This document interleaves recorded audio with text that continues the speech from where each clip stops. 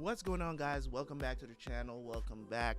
Got a little heated on the last reaction there because I don't know why those two episodes triggered me so much, but it just got me to thinking about a lot of stuff that we experience in life today, man. It's just I'm just sick and tired of having the conversations, and I just don't believe that it's that super important. We're human beings. We're human beings, man. We're human beings. That's what we are. We're human beings. No matter what you want to be, if you choose to be whatever. You want to be a cat, man? Be a damn cat. I don't give a shit. Okay? Because at this point, why am I going to argue with you if you want to be a cat? Why am I going to argue with you? At the end of the day, I'm not going to love you any less. So if I don't love you any less, why is it important? Why is it important that we have this discussion? In any case, I don't want to do this in my intro. Anyways, thank you guys so much for tuning in. As always, man, Legend of the Galactic Heroes. We're going to be jumping in episodes 23 and 24 today. Hopefully you guys are enjoying the reactions. Hopefully you guys will last rant that I went on there. Believe what you want to believe. Understand it how you want to understand it. I said what I said, and I'm not taking it back. You know what I'm saying? I'm not taking it back. I don't want anybody trying to help me to understand. If you don't agree with what I'm saying, you don't have to watch my content. Simple as that. Because I'm not here. I'm not begging anybody to watch my content. You should watch my content if you're enjoying it. If you disagree with something I said and you feel like, hey, you know, I can't watch your content no more, whatever, that's cool, that's dandy. You know what I'm saying? That's fine.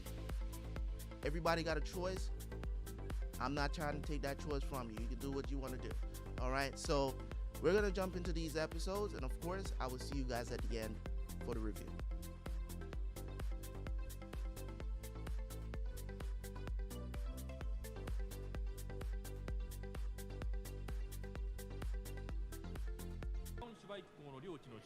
ベスターラントでも反抗の機運が高まっていた。ここを統治する公爵の王位シャイド男爵はさらなる弾圧を加えたが、それは大規模な暴動を招き、男爵は民衆に殺された。その知らせはブラウンシュバイク公を激怒させた。先民どもがよくも我が王位を殺してくれたな。我が領土に生きる恩も忘れおって恩知らずな先民どもの上に正義の鉄柱を下してやる。ベスターラントに核攻撃を加える。Yo. お怒りはごもっともながら熱核兵器を惑星上で使用するのはかつて人類が絶滅に瀕した13日戦争以来のタブーのはず。ましてベスターラントは閣下のご領地ではありませんか。全住民を殺すというのはあまりにご無体。首謀者を処罰すればよろしいのだ。ベスターラントはわしの領地だ。よってわしにはあの惑星を自由にする権利があるのだ。 Bro, all I can do is shake my head while watching this shit, bro. 自らの手足を切り取ってどうして立っていることができるだろ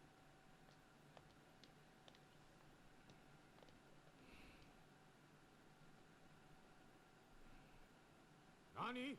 アンスバッハがそのようなことを申したと？は、ゴールデンバウム王朝は終わりだと。そのような不吉な現状をロス。Wow, this dude went and ratted on him. それだけでも死に値しますぞ。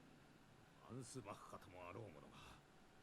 へえ。 アンスバッハを捕らえよ。後でわしが取り調べるまで監禁しとけ。時にメルカッツ提督が面会を求めておいでですが。メルカッツがベスターラントの件でお話があると。ああ、合わぬ。わしは伏せっておる。ガイエスブルーに潜入させた部下からの報告です。そうか。やはりメルカッツは疎まれ始めたか。はい。ブラウンシュバイクの知恵袋と言われるアンスバッハ准将も切り離しました。うん。それは良いとして、ベスターラントの件は捨ておくわけにもいかぬ。早急に艦隊を派遣して攻撃を阻止させねば。お待ちください。いっそ血迷ったブラウンシュバイクにこの残虐な攻撃を実行させるべきです。何？そしてそのありさまを撮影し、大貴族どもの非人道性の証とすれば、彼らの支配下にある民衆や平民出身の兵士たちが離反すること疑いありません。阻止するよりその方が効果があります。ベスターラントを見殺しにせよと K は言うのか。もしこの内戦が貴族側の勝利に終われば、同様の残虐行為はこの先何度でも起こる。All right, Oberstein. I get what you're saying, but at the same time, dude, saving them, wouldn't it result in the same thing? Like showing that you save them, that you still care about the citizens and stuff like that. Like, why we gotta go to the extreme of, oh, leave them to die so we can use them as an example? By showing the Empire their true colors now, bro. I don't know if I'm with you on that one. 彼らに宇宙を統治する権利はないことを示すのです。しかしすでに勝敗の奇数は誰の目にも明らかではないか。ですが我々もガイエスブルグ攻略の決め手を書きます。敵が籠城して徹底抗戦するつもりであれば、補給ラインが長い分、我々が不利になります。分かっている。だからこそ内部分裂をさせるための工作をしているのではないか。その決め手となり得る材料を向こうが提供しようとしているのです。だが、ベスターラントには200万もの民衆がいるのだ。中には女子供もおろう。それを。If you go along with this, Reinhard, I am going to lose a lot of respect for you. I'm not even gonna lie. Yeah, but to kill people who are not involved in the fight, bro.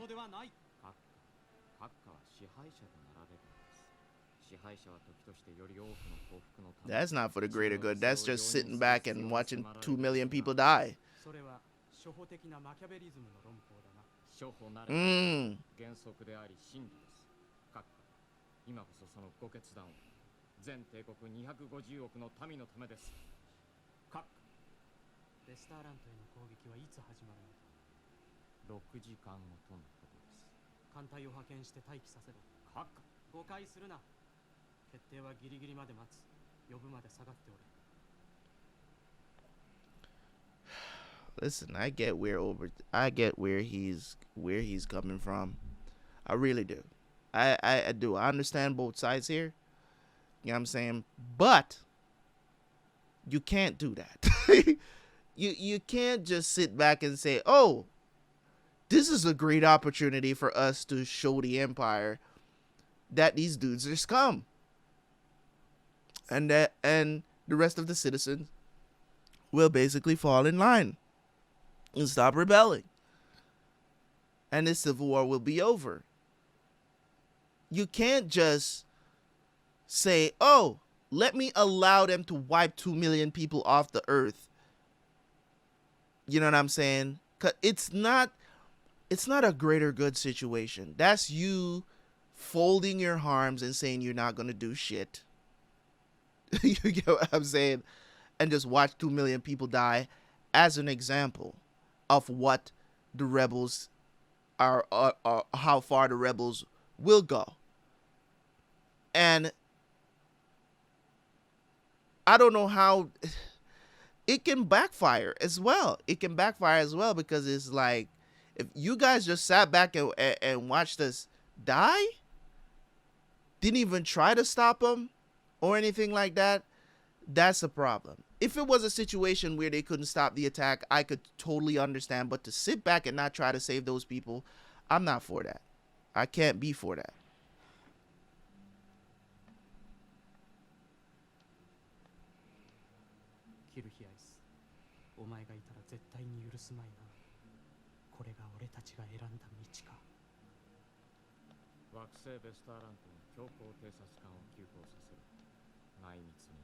Huh. 4時間以内に到着させる。は、4時間ですな。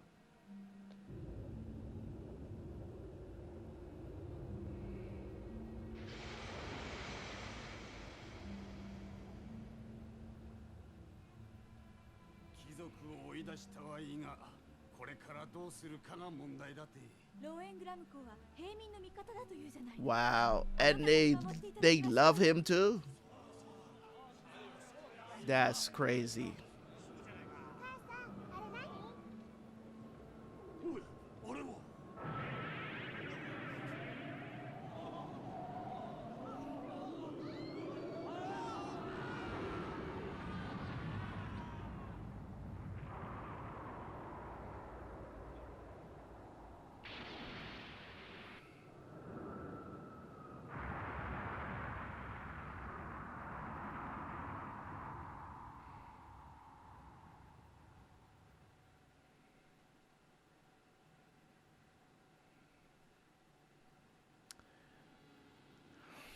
Bruh.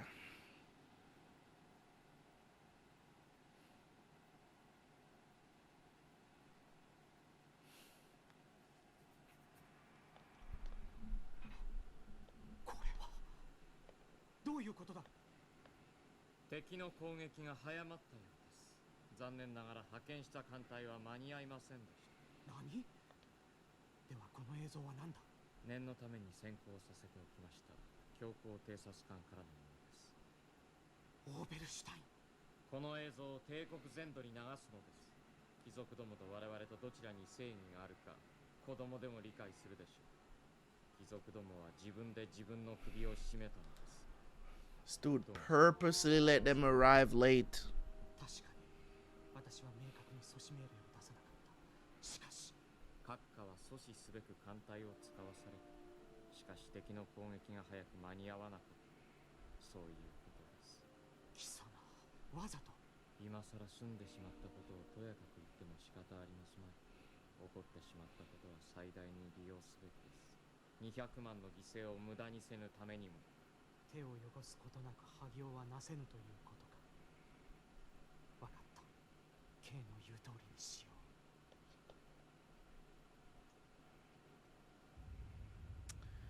う。Yeah. Wow. They are laughing. 虚しいものだ。開戦当初この要塞には数千人の貴族が参入し、まるでノイエ三数氏がそのまま移転してきたような活気があったというのに。全くです。あのような空騒ぎをして現実から逃避するばかりとは。情けない限りですな。我々もそろそろ選ぶ時ですかな。選ぶとは？戦って死ぬか、自ら命を絶つか、フェザーンにでも逃げるか、それとも降伏するか。しかし降伏といっても今となっては小僧が、いや、ローエングラム公が許すだろうか。今までが今までだからな。さよ、手ぶらではおぼつきませんな。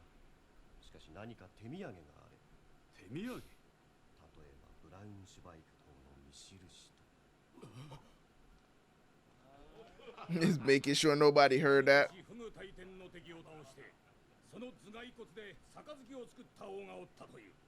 わしもあの小僧でそれに習うかな。それがよろしゅうございます。さよう、あの小僧の首を取れば万事がうまくいくのです。それで歴史は変わり、過去の敗北も償われる。最後の一戦を挑もうではないか。それ以外に道はない。そうであろう。おじい。よし、残るすべての兵力をもって最後の決戦に及ぶとするか。バカな。要塞の利を生かして長期戦に持ち込み、敵の疲弊を待つべきが上策なのに、今出撃して何の意味があるのか。ただ敗北を早めるだけではないか。そもそも我らは同志であって主従ではない。軍事の専門家として最悪の事態を招かぬように忠告している将官に対し、命令がましくご自身の意思を押し付けるとは。ブラウンシュバイク公は何を勘違いされたか。死を恐れるような臆病者に用はない。真に帝国への忠誠あつき者はついてまいる。メルカッツ提督、閣下も出撃なさるのですか。何故ですか。無謀な出戦であることはご承知のはずです。わしは40年以上も武人としてゴールデンバウム王朝にお仕えしてきた。それが滅びるならせめて命運を共にするのが最後の務め。どうも我ながら不器用なことだ。閣下。ファーレンハイト中将、Kはまだ若い。滅びゆく王朝に準ずることはあるまい。生きられよ。生きて武人としての生を全うされよ。メルカッツ提督。さらばだ。もう会うこともあるまい。Bullshit. I ain't dying for nobody that's so stupid. I tell you that much. 行け、総員紙幣となって戦え。もはやガイアスブルクに戻ることもできません。金髪の小僧を呼び出せ。通信回線を開くのだ。どうするおつもりですか。正々堂々、艦と艦の一騎打ちを挑むのだ。一騎打ち。 Why the hell would he do that? もはや我らの劣勢は追い難いが、せめて奴さえ倒せば起死回生がなるのだ。ダメです。報復の申し入れ以外の通信は一切受けていません。貢献にしよって。 He's the coward? 小僧でなくてもよい。疾風ゴルフでもヘテロクロミアのロイエンタールでも、おうシュワルツ・ランテンレイターのビッテンフェルトなら簡単に挑発に乗るかもしれん。もうおやめください。彼らと戦って何になります。今は命があるのを喜び、いずこかへ落ち延びることでも考えましょう。黙れ。私は命など惜しまぬ。 I don't know why y'all don't just throw this. I would throw his ass out the window of the ship. 滅びの美学を完成させるのだ。滅びの美学ですと。そういう寝言を言ってるようだから戦に負けるのです。もうたくさんです。一人で勝手に終えなさい。我々があなたの自己投資に付き合って無駄にせねばならぬ理由は。Yep. Oh!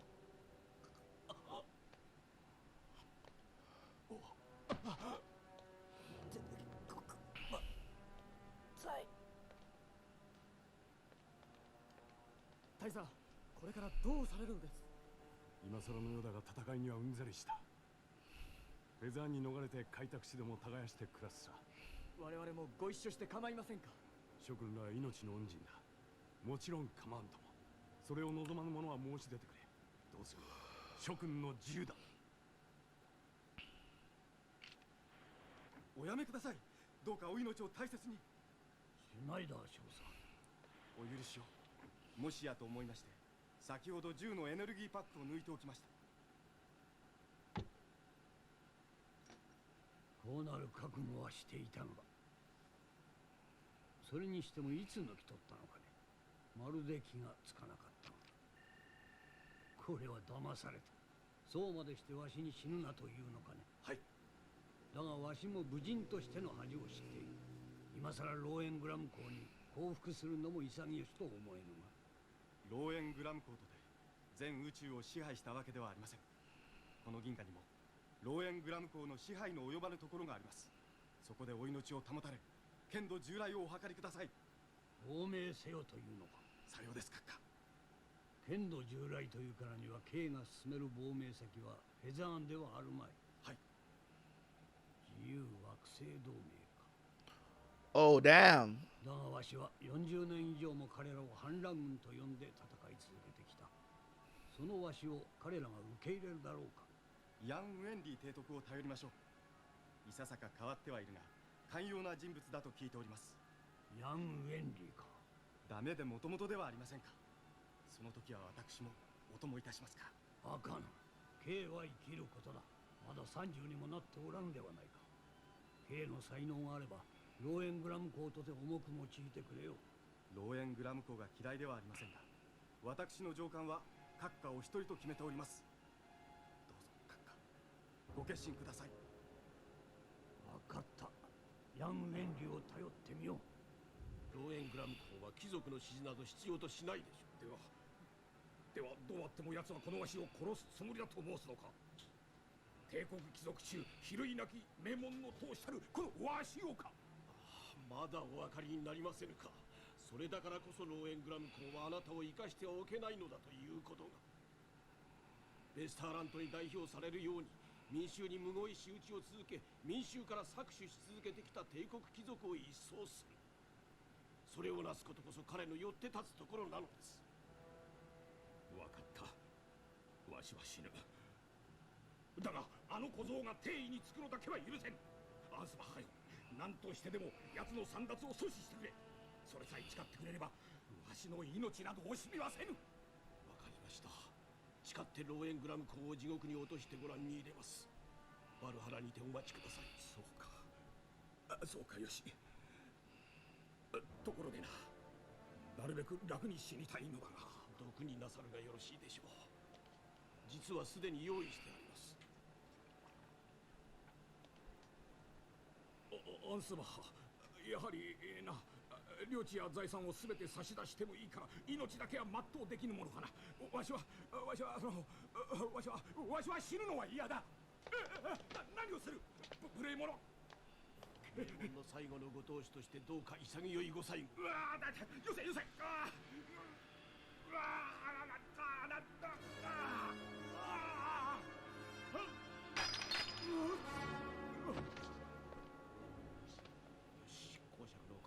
務室へ運べ。しかしもうなくなっておりますが。だからこそだ。言われた通りにしろ。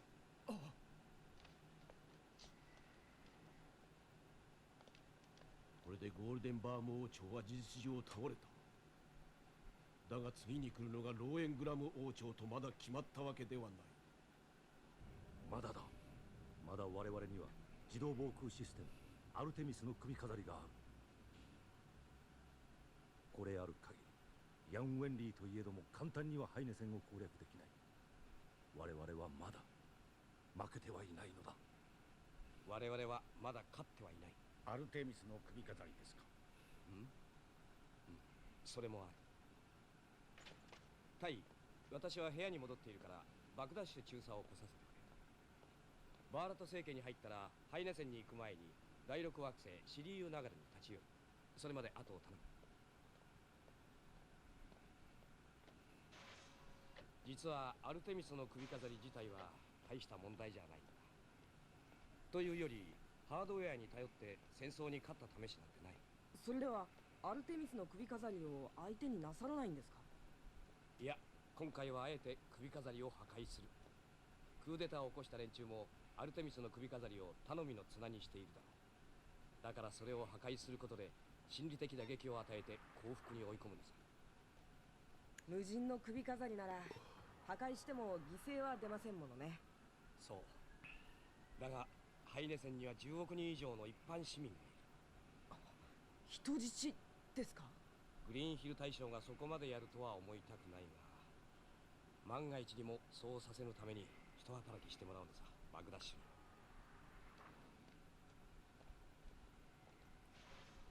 に。ユリアンは待っていなさい。中佐、入りたまえ。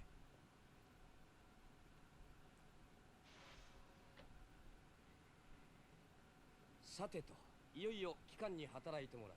何なりとご命令とあればハイネセンへの潜入でも。そしてグリーンヒル大将のもとへ駆け込むか。これは心外なことを。冗談だ。実は機関に証人になってもらいたい。証人？何のです？今回の旧国軍事会議のクーデターが帝国のローエングラム公ラインハルトにそそのかされたものだということの証人にだ。これはまた途方もないことを考えつかれましたな。しかしそこまで貶めるのは正直感心しませんな。グリーンヒル隊なんかが聞いたら怒るんじゃありませんか。これは事実だ。物的証拠は今のところないが作り話じゃない。まあいい。信じられないのも無理はない。とにかく証言はしてもらう。わかりました。どうせ私は転校した人間です。何でもお役に立ちましょう。下すめ、恥知らずの裏切り者め。いや、を殺すはずがその手先になり下がるとは。私はヤン・ウェンリーという男を見損なっていたようだ。第11艦隊を破り各地の反乱を制圧し我々を孤立させたその手腕が彼の力量をよく知っているはずの私の予測すら超えていた。だが我々が帝国の手先だなどと見えすぎた政治宣伝をするとはな。それとも手段を選ばぬ、それだけ恐ろしい男だということか。グリーンヒル大将、違うんだ。ヤンは確かに予想以上に恐ろしい男だ。だがそれはあんたが考えているのと少しばかり違うんだ。何？ヤンが恐ろしいのは奴が言っているのが全て事実だからですよ。事実？ヤンの言うことが事実だというのか。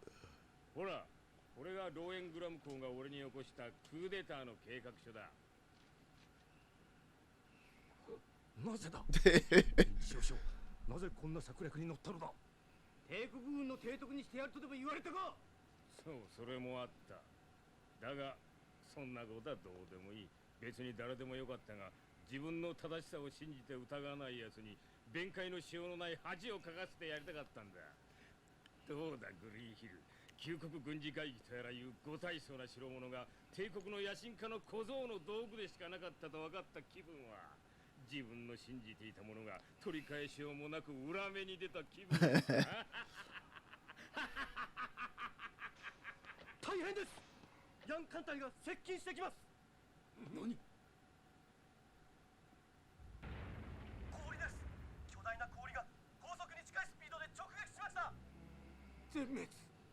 アルテミスの首飾りが一つ残らず一瞬に。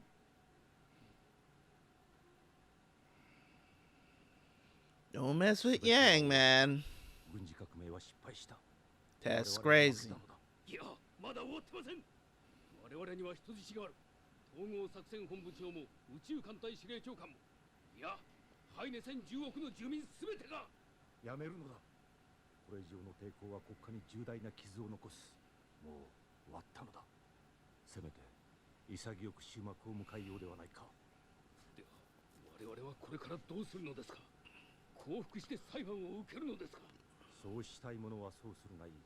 私は別の道を選ぶが、しかしその前にやっておかねばならぬことがある。我々の放棄、ローエングラム公に踊らされたものだったという証拠を残してはならんのだ。臨時少々、人は些細なことから人生を誤らせることもある。だから9年前のエルファシルの時の機関への評価は必ずしも妥当なものだとは思っていなかった。なればこそ今回は名誉回復の機会と思っていたのに。俺は世間の評判通りの男さ。そんなこともわからんとは、あんたも人を見る目がないね。いいよ。バカとな。俺はグリーンヒルの名誉を作ってやったんだぞ。名誉。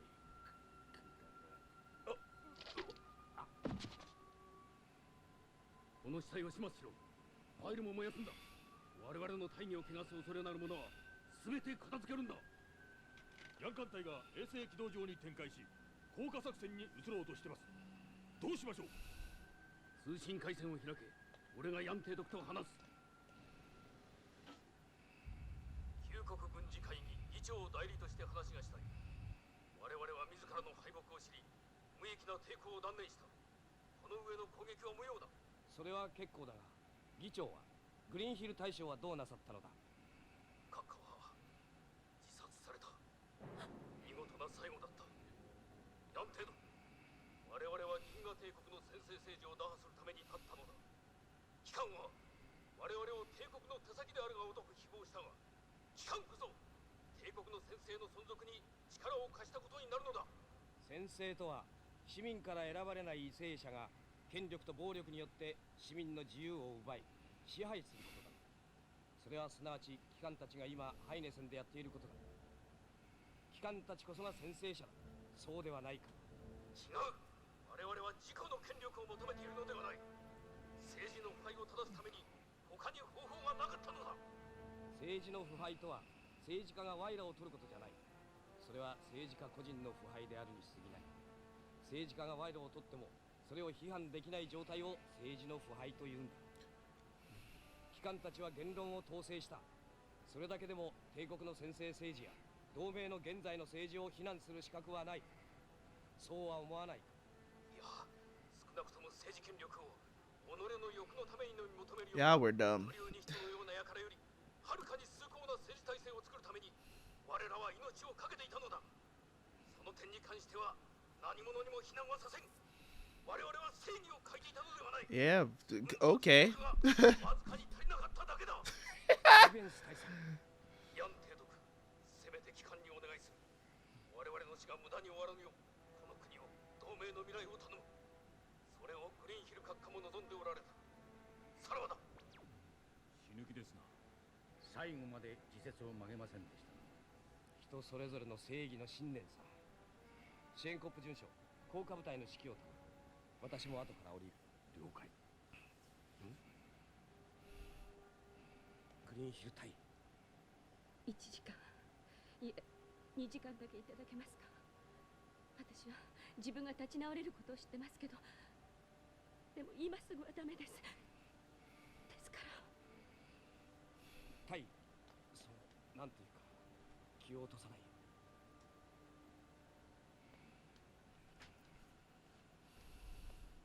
君、あなたは。私を知らないはずはないだろう。君たちの国家元首だよ。君はユリアン・ミンツ君だね。ヤン提督のところの将来有望な少年だと聞いている。こちらは私をかくまってくれた地球教教徒の人たちだ。私は彼らの地下教会にこもって非道な軍国主義者を打倒すべく長い間努力をしていたのだよ。さあ、ヤン提督のところへ案内してくれたまえ。私が無事なことを知らせて喜んでもらう。Ra is my mother? 他の市民たちにもね。こら、人を病人扱いするな。ちゃんと一人で歩けるぞ。保留に人議長がやれやれ、一難去ってまた一難か。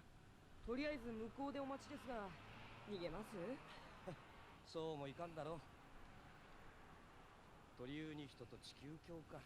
どちらがどちらを利用しているやら。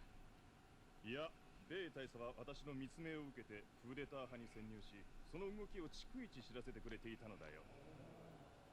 あ、ミラクルヤンだ。なんで私が鳥生に人の野郎なんかと。あんな奴の権力を守るためにグリーンヒル隊など実の父親と戦わなきゃならなかったんだ。ましてジェシカはクソ。提督、大変です。何を慌てているんだ。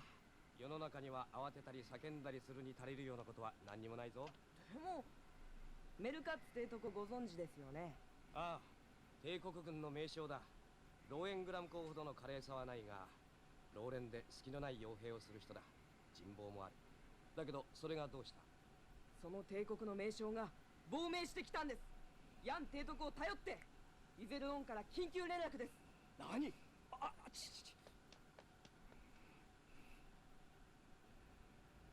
それでは武器をお渡し願います。無礼な。メルカツ閣下は捕虜ではなく自由意志で亡命していらしたのだ。客人として遇するのが礼儀であろう。ないだ少佐。いや、これは将官が間違っておりました。どうぞお納めください。信用して良いものでしょうか。メルカッツ提督はご家族を連れて見えたのかな。いや、家族は帝国に残してこられたと。そうか、それならいい。よくはありません。それでは人質を取られているも同然ではありませんか。いや、もしもメルカッツ提督が我々を騙す目的で来たのなら、家族を残してきたとは言われないだろう。監視役として偽の家族がついてくる。そんなところだろう。まあそんなところでしょう。メルカッツ提督という人は純粋の武人で、謀略とかには無縁でしょう。信用していいと思いますが。お前さんよりははるかにな。きつい冗談ですが。冗談ではないさ。私はメルカッツ提督を信じることにする。そして私の力の及ぶ限りその権利を擁護する。帝国軍の縮小と言われた人が私を頼ってくれるというのだから、それに報いなければなるまい。どうしてもそうなさいますか。私はおだてに弱いんでね。キャゼルヌ少将、メルカッツ提督と話がしたい。代わってくれないか。わかった。メルカッツ提督でいらっしゃいますね。ヤン・ウェンディと申します。お目にかかれて嬉しく思います。敗残の身を閣下にお預けします。私の身はともかく部下たちには寛大な処置をお願いします。良い部下をお持ちのようですね。何にせよヤン・ウェンディがお引き受けいたします。ご心配なさらずに。 So they don't even know. 閣下、明日までにこれにご署名願います。あ、私なら大丈夫です。今はすることがたくさんありますから。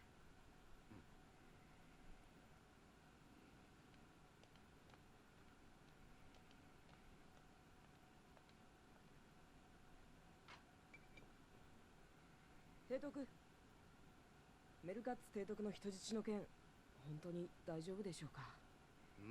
ああ、帝国の内戦ももう終わる頃だろう。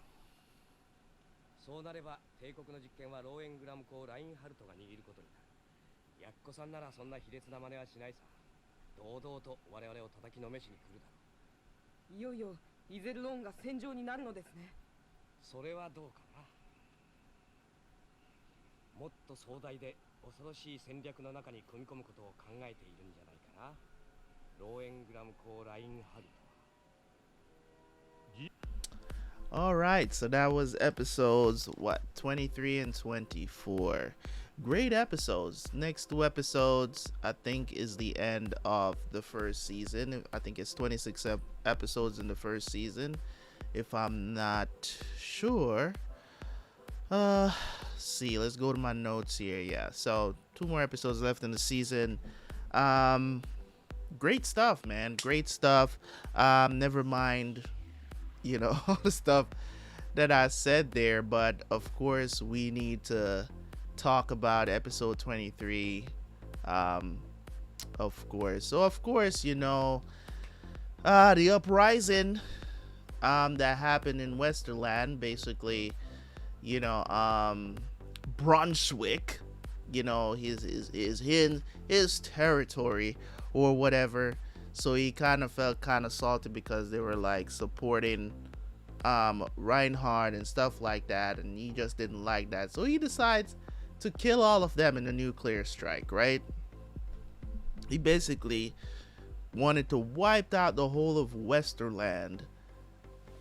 2 million people, right? Of course, Reinhardt hears about this, didn't like the plan, didn't like it, but of course you have Oberstein, which is his advisor, because Siegfried is not there. Oberstein his tactics are not very,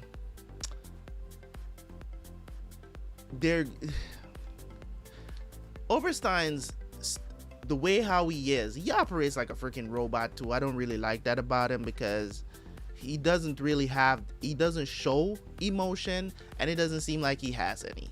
Let's just be honest. So even when Reinhardt was against the whole thing of him saying, oh, let's record it as a type of gruesome act or whatever by them, use it as basically as a propaganda tool, right, against the nobles and Braunschweig and all of them.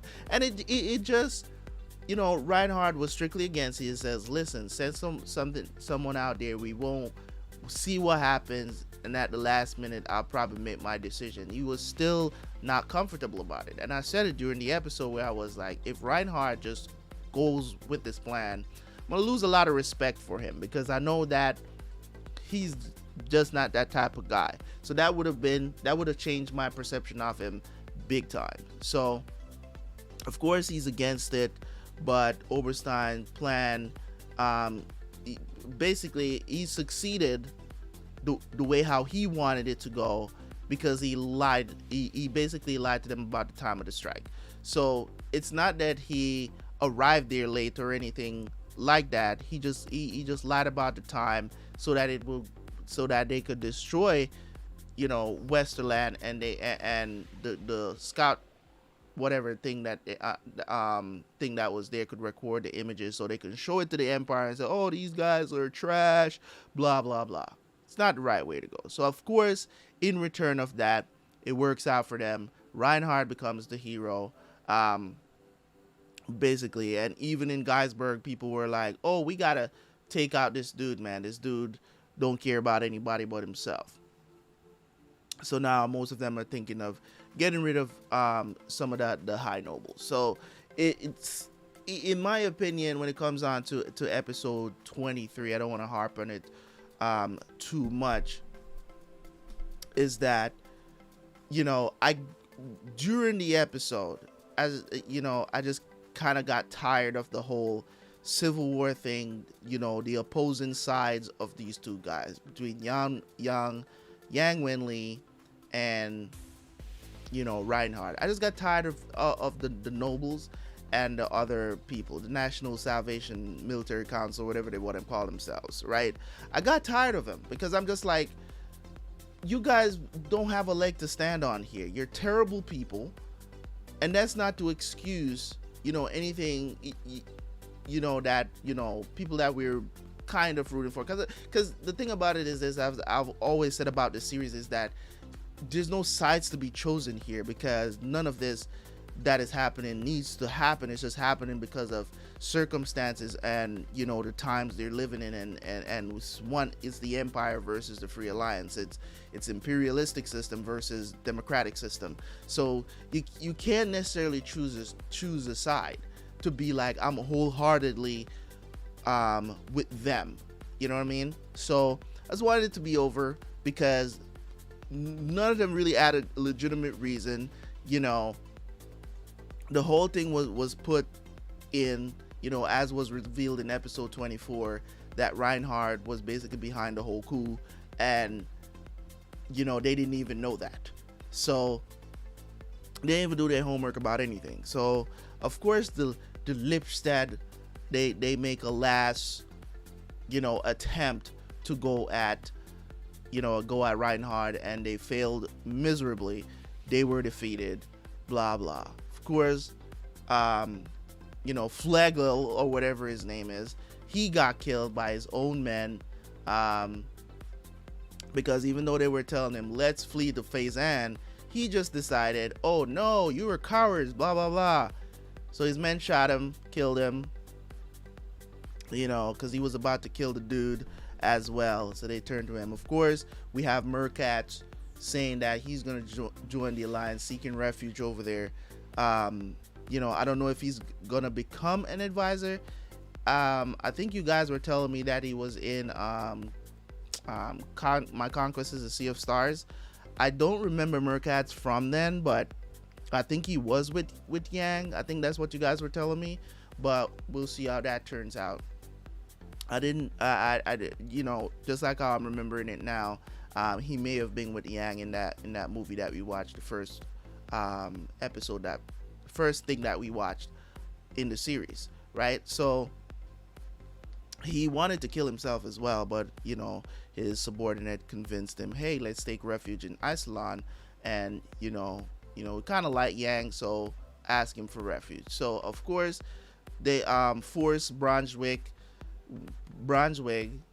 they forced them to commit suicide by hands back. It's so funny how the guy he locked up because he was talking to us like, this man don't know what he's doing, he locked him up, and the same dude that comes back. And I don't know about him promising to avenge him though. That's kind of stupid.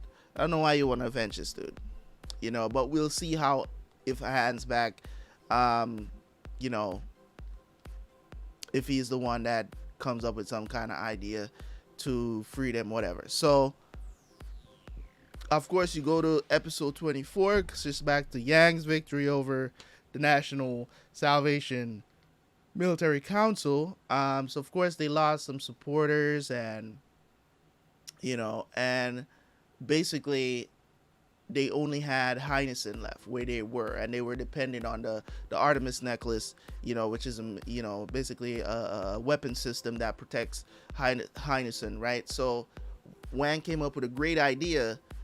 Let me call him Wang. Yang came up with a really good idea to destroy it. You know, I don't want to explain all of that physics that he tried to explain to everybody, like you know, like everybody, you know, understands, you know, how things approach at the speed of light and all this stuff. It sounds nice, but I don't understand none of that. That no scientists or, you know, or physicists to understand all of that just off the cuff like that. So of course he used propaganda using Bagdashu, I think it was his name. He used them to kind of spread it, to say that the emperor is behind the whole coup, so the citizens now start speak, kind of turn everybody against them, you know, in Heinessen. So so of course they were shocked, but Lynch, you know, Arthur Lynch got up and was like, yeah, they're right. You know what I'm saying? You just didn't know that, you know, that Reinhard was behind this entire thing. He set it up that way. So of course they become hopeless. They tried to take out Lynch. Lynch pulled on him. He killed Greenhill, and in turn they fired back on Lynch. Lynch died. So democracy is restored. Yeah. And of course, you know, Trunit and you know, was being hidden by the Earth Cult.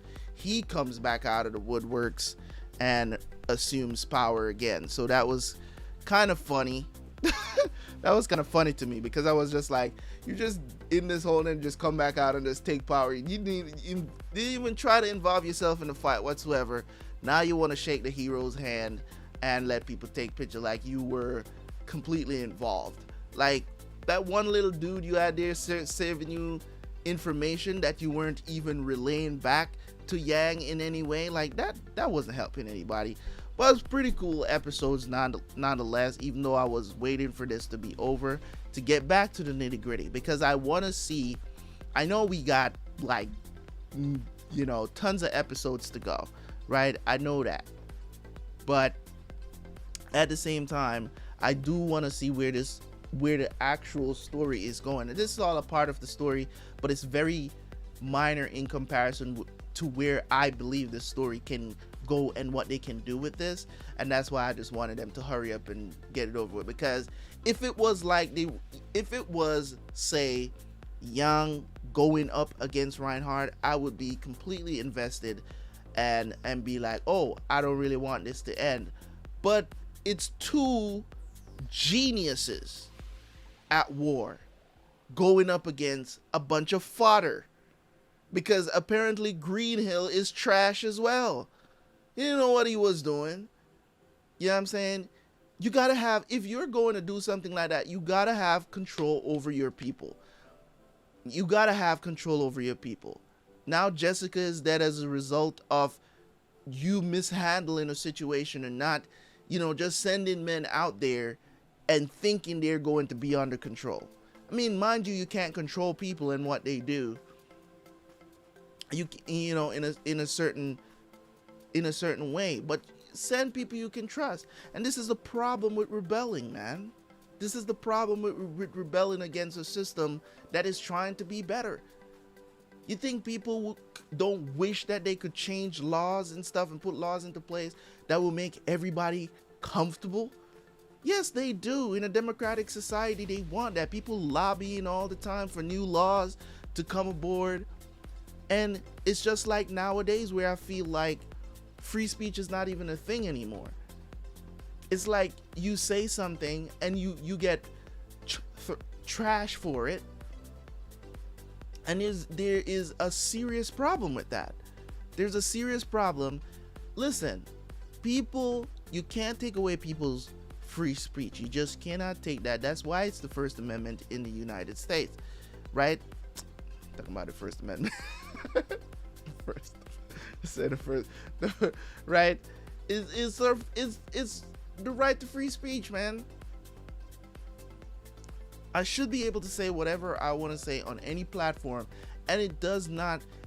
We should be able to do that. Unfortunately, on YouTube, you get censored a lot for a lot of the stuff that you hear me talking about. A lot of people, especially if you have a channel that completely concentrate on talking about stuff like that, they censor you because they don't want people to get offended. And I'm just like, bro, you can't take away my free speech. You shouldn't take away people's free speech, especially on a free platform.